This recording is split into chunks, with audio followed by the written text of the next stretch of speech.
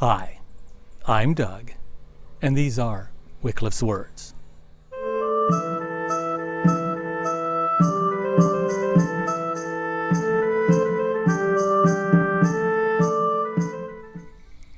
What did your mom tell you whenever you left the house?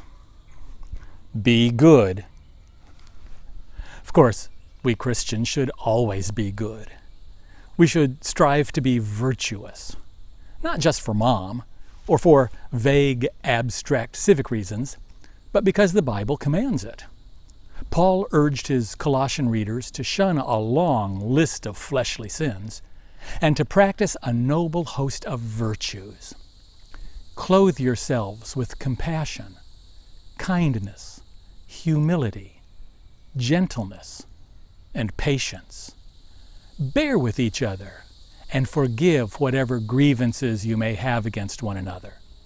Forgive as the Lord forgave you. And over all these virtues, put on love. Virtues are traits or behaviors that project goodness, righteousness, and moral excellence.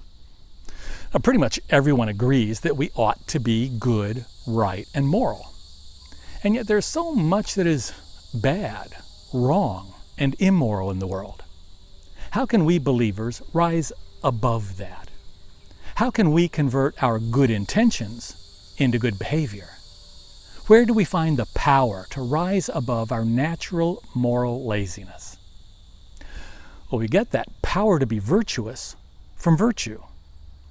No, I'm not engaging in circular reasoning, although I could make a case for it. A virtuous life should produce beneficial results, which in turn should fuel a positive feedback loop. The more we practice virtue, the better we get at it. But that's not my point. My point, of course, is linguistic. You see, the Middle English word virtue is broader and more flexible than it is in modern English. It can take on different meanings or shadings in different contexts. In today's verse, it flexes its muscles. Just before his ascension, Jesus promised his disciples he would send them a comforter, an advocate, and a source of spiritual power. Luke records this promise in the last few verses of his gospel. Jesus assures his followers that when he leaves, he will send to them the behest of his Father. That is, he will send what his Father had promised.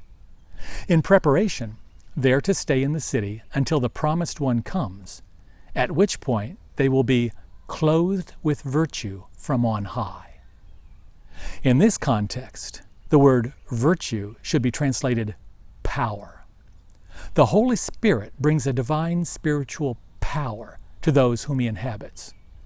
If we surrender to the Spirit and do not quench his promptings and his urgings, he will help us grow and bear fruit beyond our natural inclination and ability. He will help us overcome some of the natural inertia that holds us back and help us lead virtuous lives. Do we always surrender to the Spirit? No. Do we sometimes quench the Spirit? We're never perfect examples of virtue. But if we tap into the Spirit's virtue, his power, we will have the power to obey when Jesus sends us out into the world with the words, "Be good." And those are Wycliffe's words. See you again next week.